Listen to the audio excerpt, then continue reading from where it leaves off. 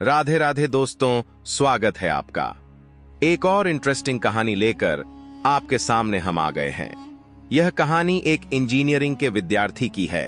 कैलाश गांव के रहने वाले संतोष का एक बेटा था जिसका नाम दीपक था। दीपक पढ़ाई में बहुत होशियार था।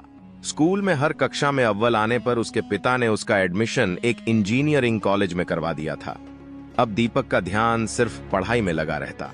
उसके साथ जो बच्चे पढ़ते थे वे कभी दीपक के साथ नहीं रहते थे। कॉलेज का माहौल बहुत ही बेकार था। ना अध्यापक समय पर आते और ना ही विद्यार्थी। दीपक शुरुआत में बहुत पढ़ाई करता, परंतु जब उसने माहौल ऐसा देखा कि सभी बच्चे खेल रहे हैं और नशा करते हैं तो दीपक का ध्यान भी इधर उधर रहने लगा। कुछ दिन दीपक ने भी ऐसे ही समय बर्बाद किया, कभी खेल कूद कर और कभी नशा करके। अब जब कुछ दिन बाद दीपक के पिता की कॉल आती है कि उनकी तबीयत ठीक नहीं चल रही है। दीपक का कोई मन नहीं था अपने घर वापस जाने का। वहां दीपक के पिताजी सोच रहे थे कि दीपक अब जॉब लग जाएगा, फिर उसे यहाँ खेती का काम नहीं करना पड़ेगा। परंतु उन्हें क्या पता कि दीपक वहां क्या करता है। यह उसके पिता दिन रात खेती कर मेहनत कर उसे पैसा भेजते और दीपक उसे नशे में खराब कर देता। अब मजबूरन दीपक को अपने गांव लौट जाना पड़ा। गांव जाते ही उसने देखा कि उसके पिता की तबीयत बहुत बिगड़ चुकी है। दीपक का मन हमेशा कॉलेज की तरफ रहता। अब वह काफी दिनों से कोई काम नहीं कर रहा था। उसके पिता के लिए दवाइयां लानी पड़ती, पैसे भी खत्म हो रहे थे। दीपक को कहां शर्म आने वाली थी। वह बेशर्मों की तरह सुबह शाम बस ताश खेलता। पड़ोस के लोगों ने उसे ताने देने शुरू किए कि बाप बीमार है और ये यहाँ खेल रहा है, जाकर खेती क्यों नहीं करता। दीपक शर्म लिहाज में एक दिन अपने पुराने खेत में जाकर बैठ जाता है। उसके पिता ने उसे बताया था कि वह केवल एक ऐसा खेत है जो बहुत कम मेहनत करने पर भी अच्छी फसल देता है। अब दीपक इस उलझन में बैठा था कि वह करे तो करे क्या।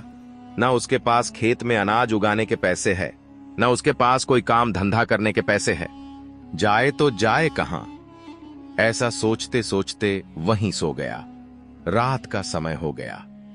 पास के खेतों में अंधेरा और उसके खेत में तेज रोशनी दिखाई दी। दीपक भयभीत हो गया। उसने वहां एक विचित्र सी लड़की को देखा। उसने सोचा शायद उसकी तरह कोई लड़की भी वहां फंस गई है, रात होने के कारण। दीपक हिम्मत जुटाकर आगे जाता है और लड़की से बात करने की कोशिश करता है। लड़की बहुत ही सुंदर और सुशील थी। जैसे ही दीपक ने लड़की से पूछा, तुम यहां क्या कर रही हो? लड़की ने जवाब दिया, मेरा नाम नीता है, ये खेत मेरा ही है और मैं यहीं रहती हूँ। दीपक बोला, नहीं नहीं, ये खेत तो हमारा है और मेरे पिताजी ने कहा था कि ये खेत तो कई वर्षों से हमारा है। नीता ने जवाब दिया, अच्छा अच्छा, मुझे लगा ये खेत मेरा है। दीपक ने पूछा, परंतु इस सुनसान जंगल में तुम क्या करती हो? लड़की ने बताना जरूरी नहीं समझा और चुपचाप दूसरे खेत की ओर चल दी। दीपक भी पीछे पीछे चल दिया। कुछ दूरी पे जाकर वह लड़की गायब हो जाती है। दीपक घबरा जाता है और अपने खेत वापस भाग जाता है। उसके अगले दिन वह यही सोचता रहता है कि वह लड़की आखिर गई कहां और कहां से आई थी।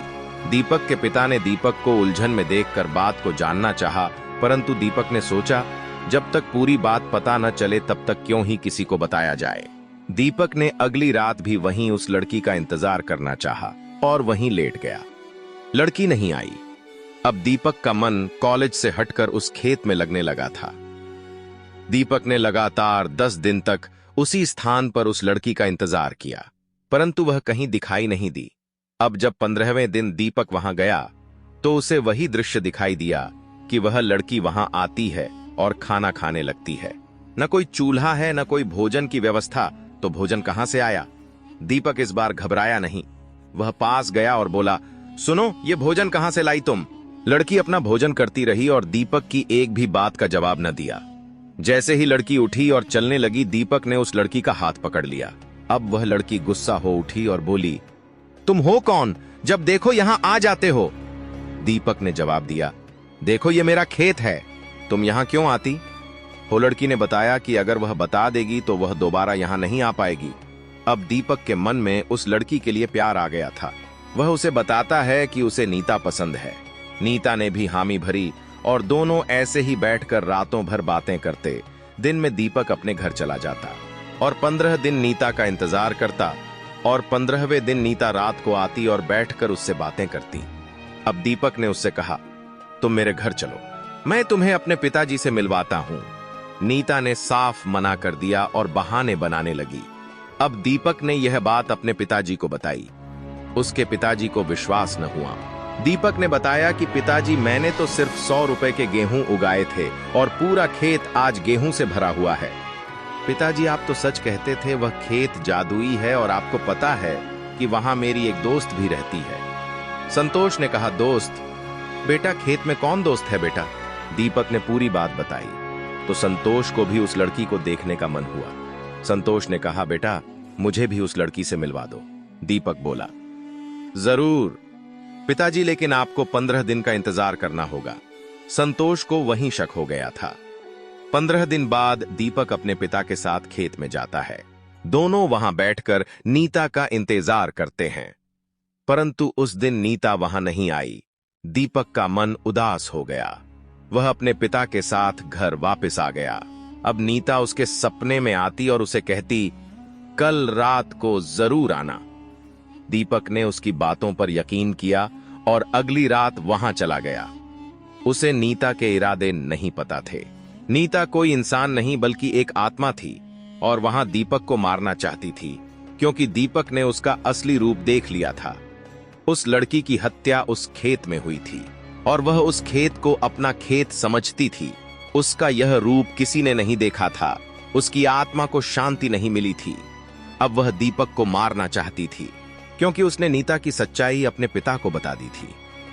दीपक का मन इस बात को गवाही नहीं दे रहा था कि वह अकेला जाए। उसने अपने पिताजी से कहा, चलो पिताजी, आपको भी आज नीता से मिलवा देता हूं। दोनों चल दिए। दीपक के पिता एक पेड़ के पीछे छिप गए और दीपक आगे चला गया। कुछ समय बाद वहां नीता आई और दीपक को असमान में उठा लिया। कहने लगी, तुम्हारी हिम्मत कैसे हुई मेरे बारे में जानने की? मैं तुम्हें भी छोड़ूंगी। दीपक के पिताजी घबरा गए। उन्होंने आगे जाकर कहा, छोड़ दो मेरे बेटे को। इतना कहते ही नीता गायब हो गई और दीपक को नीचे गिरा दिया। आगे की कहानी जानने के लिए अगले पार्ट का इंतजार करें।